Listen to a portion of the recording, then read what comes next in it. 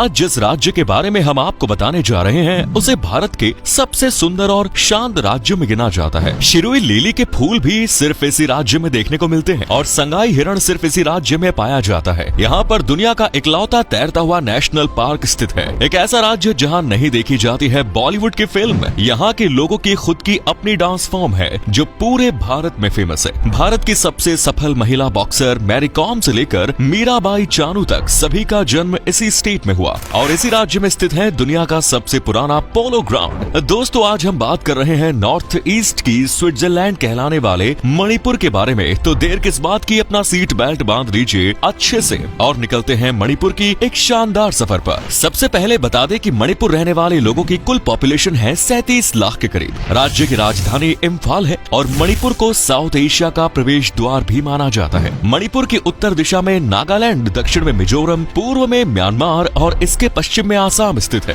यहाँ के मूल निवासी मैते जनजाति के लोग हैं जो यहाँ के घाटी क्षेत्र में रहते हैं। मणिपुर की ऑफिशियल और सबसे ज्यादा बोली जाने वाली भाषा है मैते। आपको बता दें कि आजादी के बाद भारत में शामिल होने वाली अंतिम जगह मणिपुर मानी जाती है। सन 1956 में मणिपुर को भारतीय सरकार ने केंद्र शासित प्रदेश के रूप में मान्यता दी। वहीं 1972 में इसे पूर्ण राज्य का दर्जा दे दिया गया। मणिपुर का मतलब है मणियों यानी रत्नों की धरती और ये नाम इसकी सुंदरता के कारण दिया गया है। यहाँ बादलों से भरा आसमान, साफ और नीली झीलें, हरे भरे जंगल, मनमोहक वादियाँ, खूबसूरत झरने, चाय के बागान, राष्ट्रीय उद्यान जैसा बहुत कुछ इस राज्य में प्रसिद्ध है। यहाँ का शांत वातावरण हर पर्यटक के मन को काफी सुकून देता है और इस राज्य की कला की भी अपनी अलग ही पहचान है। नेचुरल ब्यूटी को पसंद करने वाले लोगों के लिए ये जगह सबसे बेस्ट ऑप्शन के तौर पर रहती है। मणिपुर में 41% लोग हिंदू हैं, तो वहीं 41% लोग ईसाई धर्म को मानते हैं। राज्य में 9% लोग मुसलमान हैं। पिछले कुछ सालों के आंकड़ों पर नजर डाली जाए तो मणिपुर में लोग ईसाई धर्म को सबसे ज्यादा अपना रहे हैं। वैसे तो मणिपुर में हिंदू धर्म के सभी भगवानों की पूजा की जाती है, लेकिन इस राज्य में निवास करने वाले सबसे ज्यादा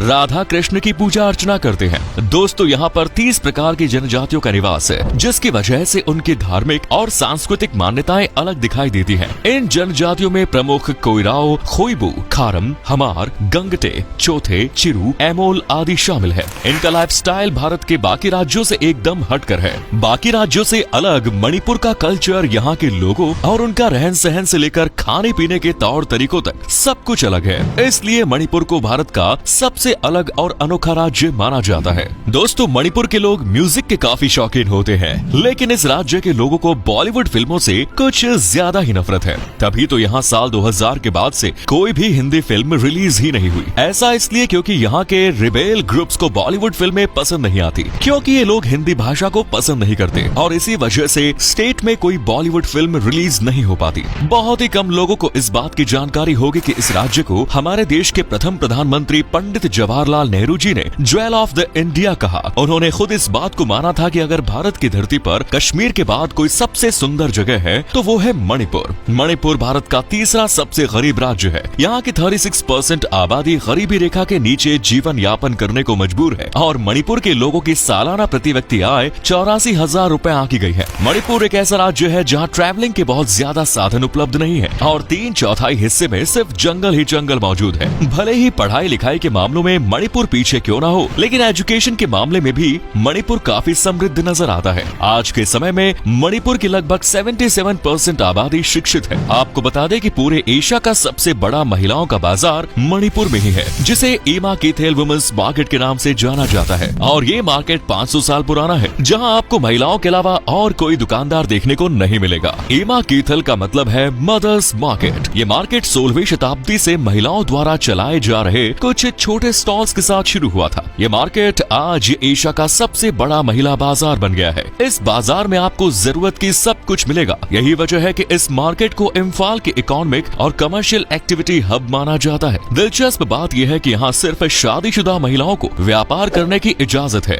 और ये परंपरा काफी सालों से चली आ रही है। मणिपुर में सबसे ज्यादा धान, गेहूं, मक्का, दालें और ऑयल सीड्स की खेती की जाती है। इसके अलावा अनानास, नींबू, केला जैसे फल और फूल गोभी, पत्ता गोभी जैसी सब्जियों का उत्पादन भी यहाँ बड़े पैमाने पर किया जाता है। साथ ही मणिपुर के पहाड़ी इलाकों में कई प्रकार की जड़ी बूटियाँ भी पाई जाती हैं। इन जड़ी बूटियों का इस्तेमाल लोग औषधि के तौर पर करते हैं। यहाँ काले चावल की खेती भी की जाती है और सबसे ज्यादा काले चावल की खेती करने वाला मणिपुर भारत का एकमात्र राज्य है। इस चावल को चाकहाओ कहा जाता है। इसकी खासियत की वजह से इसे जीआई टैग मिल चुका है और इस राज्य के लोग इस चावल को काला सोना भी कहते हैं। इसके अलावा मणिपुर की अर्थव्यवस्था माइनिंग, पर्यटन पर निर्भर करती है और राज्य के हर एक जिले में अलग अलग काम किया जाता है। किसी जिले के लोग मिट्टी के बर्तन बनाते हैं तो किसी जिले के लोग आभूषण बनाते हैं। यहाँ बनाई जाने वाली ज्वेलरी पूरे भारत में सबसे ज्यादा एक्सपोर्ट की जाती है। साथ ही इस राज्य में बांस का कारोबार बड़े पैमाने पर किया जाता है। मणिपुर को ऑर्किड बास्केट के नाम से भी जाना जाता है। ऐसा इसलिए क्योंकि यहाँ पर 500 से भी ज्यादा प्रकार के ऑर्किड फूल मिलते हैं। वहीं मणिपुर के सबसे सुंदर फूल है शिरुई लिली। ये फूल बरसात के दौरान खिलता है और इसकी सुंदरता का अंदाजा आप इसी बात से लगा सकते हैं कि सन 1948 में लंदन की रॉयल हॉर्टिकल्चरल सोसाइटी ने इसे मेरिट पुरस्कार से सम्मानित किया। इस फूल की एक खास बात ये भी है कि पूरी दुनिया में फूल मणिपुर के अलावा और कहीं नहीं खिलता। मणिपुर को अगर स्पोर्ट्स की स्वर्ग कहा जाए तो गलत नहीं होगा। ये तो आपको पता ही होगा कि दुनिया के कई देशों में आज पोलो खेल काफी लोकप्रिय है। इस खेल की शुरुआत 14वीं शताब्दी ईसा पूर्व के दौरान मणिपुर में ही हुई थी और दुनिया का सबसे पुराना polo ground Imphal polo ground है जो इसी राज्य में स्थित है। और 8 बार वर्ल्ड बॉक्सिंग कंपटीशन का खिताब जीतकर भारत का मान बढ़ाने वाली मैरी कॉम भी मणिपुर से ही है। इतना ही नहीं, टोक्यो ओलंपिक में सिल्वर मेडल जीतने वाली वेटलिफ्टर मीराबाई चानू की जन्मभूमि भी मणिपुर ही है। इसके अलावा यहाँ सरित सरत, मुकना और हयांग तन्नाबा जैसे लोकल गेम्स खेले जाते हैं। दोस्तों, मणिपुर के खाने की बात करें तो चावल और मछली को यहाँ सबसे ज्यादा पसंद किया जाता है। मणिपुर में चावल का लोगों को इतना ज्यादा शौक है कि यहाँ चावल से जूस बनाया जाता है और इस ड्रिंक को यहाँ की सबसे पॉपुलर ड्रिंक माना जाता है। चागेम पोम्बा और कंगसोई मणिपुर की सबसे लोकप्रिय डिश है। इसके अलावा सिंगजू, पाकनाम और एरोम्बा मणिपुर के खास डिशेज हैं। मणिपुर के खाने में पड़ोसी देश नेपाल और तिब्बत का भी कुछ प्रभाव देखने को मिलता है। आपको बता दें कि मणिपुर को लैंड ऑफ फेस्टिवल्स भी कहा जाता है। याओशांग, सजीबू चेराओबा, निंगोल चाकुबा, कांग चिंगबा, कूट और गैंग नगाई मणिपुर के प्रमुख त्योहार है। मणिपुरी रास लीला को मणिपुर की सबसे पॉपुलर डांस फॉर्म माना जाता है। इस ट्रेडिशनल डांस को पूरे भारत का सबसे फेमस और अनोखा डांस फॉर्म माना जाता है। मणिपुर में इस डांस को लेकर एक खास बात ये भी है कि ऐसी मान्यता है कि एक बार भगवान कृष्ण राजा भाग्यचंद्र को सपने में दिखाई दिए, जिसमें श्री कृष्ण ने राजा को आदेश दिया कि वो राज्य में रास लीला के प्रदर्शन का आयोजन करे। तभी से रास मणिपुर की सबसे पॉपुलर डांस फॉर्म बनी हुई है। संगाई हिरण मणिपुर की पहचान माने जाते हैं। संगाई हिरण की ऐसी प्रजाति है जो सिर्फ मणिपुर में ही पाई जाती है, इसलिए इसे मणिपुरी हिरण के नाम से भी जाना जाता है और ये मणिपुर का राज्य पशु भी है। मणिपुर में संगाई हिरण फेस्टिवल का आयोजन भी किया जाता है जो हर साल 21 से 30 नवंबर तक चलता है। इस फेस्टिवल को पहली बार 2010 में शुरू किया गया, जिसके बाद से ही ये इस स्टेट के सबसे पॉपुलर फेस्टिवल में शामिल हो गया। अब बात करते हैं मणिपुर के उन जगहों के बारे में जहां आप घूमने जा सकते हैं। मणिपुर में एक झील है जिसे भारत के पूर्वोत्तर हिस्से की ताजे पानी की सबसे बड़ी झील कहा जाता है। इस झील का नाम है लोकतक झील, जो यहाँ की सबसे प्रसिद्ध झील है। ये इस झील को लेकर सबसे खास बात है कि एक ऐसी झील है जिसमें आइलैंड तैरते नजर आते हैं। झील में तैरने वाले इन आइलैंड्स को फुमड़ी कहा जाता है। ये दुनिया की इकलौती फ्लोटिंग झील है और इस झील पर दुनिया का एकमात्र फ्लोटिंग नेशनल पार्क मौजूद है, जिसका नाम किबुल लामजाओ नेशनल पार्क है। छोटे छोटे टापुओं को मिलाने के बाद इस नेशनल पार्क को बनाया गया है। जानवर ठीक से इस पार्क में रह सके, इसके लिए कई बार तो इस पार्क को छोटा भी करना पड़ चुका है। इस पार्क में एक से एक पशु पक्षी देखने को मिल जाएंगे, जिसमें ब्लैक ड्रोंगोज, जंगल क्रो, ब्रो एंटेलियर, कोबरा, पाइथन सहित 1000 से भी ज्यादा पशु पक्षी शामिल है।